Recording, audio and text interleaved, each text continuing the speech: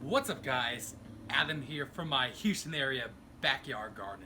In this video, I'm going to take you on a tour of my vegetable garden as of June 2020. I'm going to show you guys some of the things I'm doing, give you guys some tips, and hopefully give you some ideas along the way. So let's get growing.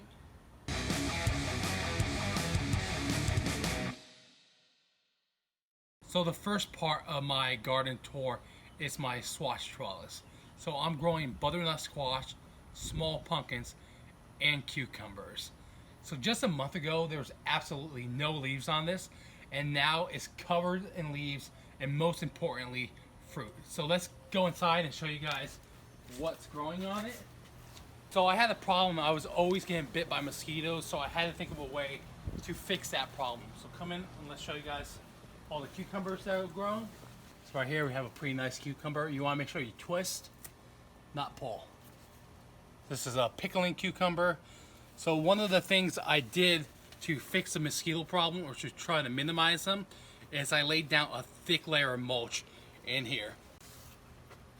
It seems like I'm getting new pickling cucumbers almost every single day. There's one thing about pickles, you're gonna have a ton of them.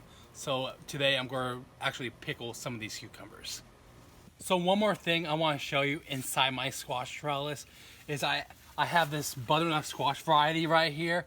It's huge. It's going to be at least 10 pounds already. But I wanted to show you guys how well everything is growing. Alright guys, so the next part of my garden tour is I want to give you guys an update on how everything is growing on my green stalk vertical garden tower.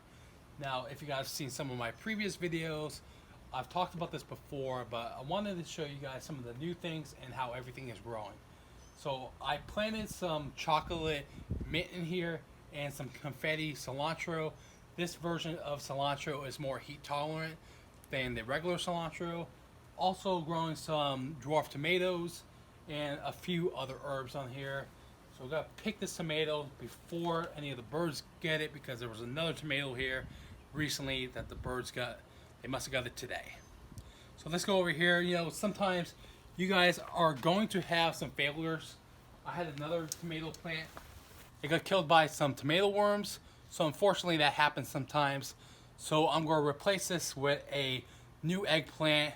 So that's my next tip, is to do some succession planting. Succession planting is when you plant plants at different times, so you have harvests at different points in the season. So like I said earlier, I'm having problems with birds. As you can see right here, I don't know if this is a bird, it's probably a rabbit or something, but something keeps eating my tomatoes. So I'm going to come up with some strategies on how to prevent animals from eating your tomato plants.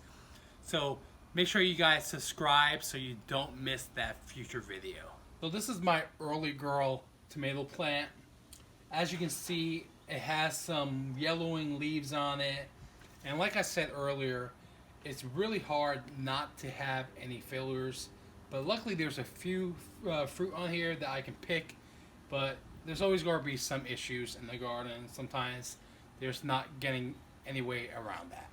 Now before you guys all rush to the comments to say how ugly and unhealthy that tomato plant looks, I showed you guys that because I want to be clear and transparent, but sometimes you're not always going to have successes.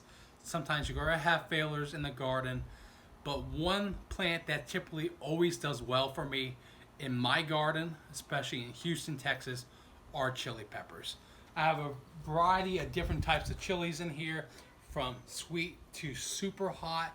Right here I have the Super Shepherd. This is a sweet pepper.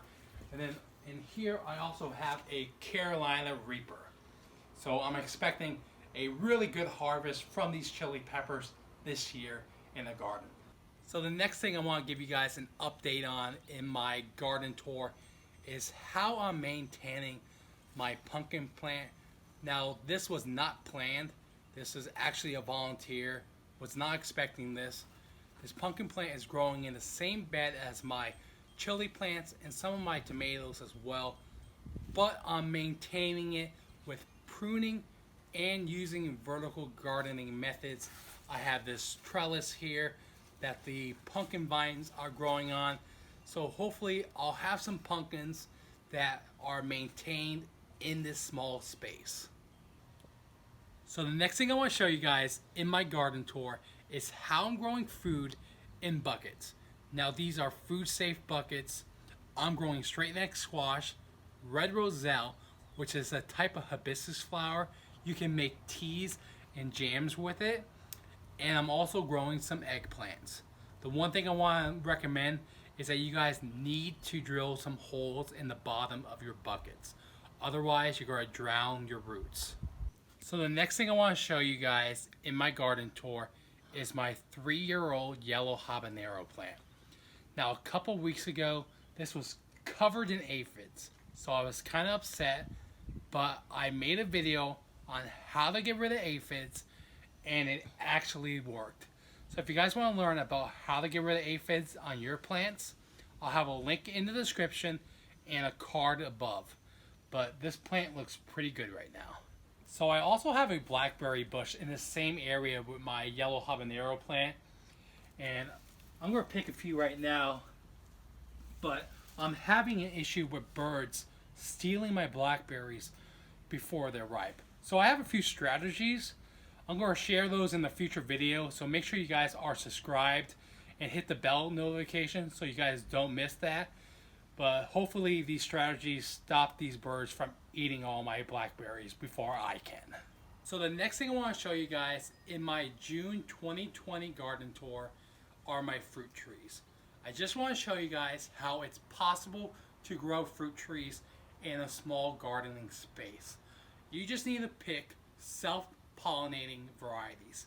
So this peach tree is growing on its 3rd year. Unfortunately, there's no peaches yet, but maybe next year. Then over here on my left, I have my orange tree. This is 7 years old now. It's only produced fruit 2 times. The first time was 5 years, so orange trees take about 5 years before you're going to have any fruit. But this tree in particular produces fruit every 2 years. So I didn't have fruit last year, but I did the year before, and I have oranges again this year. And then I'll show you guys on the other side of the yard where I have some pomegranates and a grapefruit tree.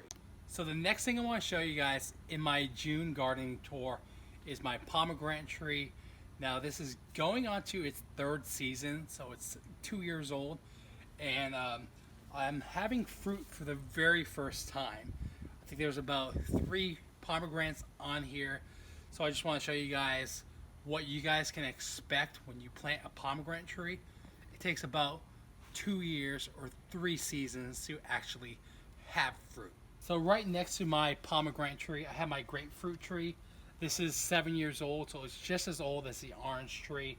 Last year and the year before, it was loaded with grapefruits, and we have some new fruits developing right here. So I'm expecting by maybe September-ish, I should have some grapefruit that will be ready to be picked. Alright guys, so that was my June 2020 gardening tour video. If you guys liked any of the tips I gave, found any value in it, please consider subscribing and liking the video. I also have a video on vertical gardening ideas for small spaces, so check that video out next.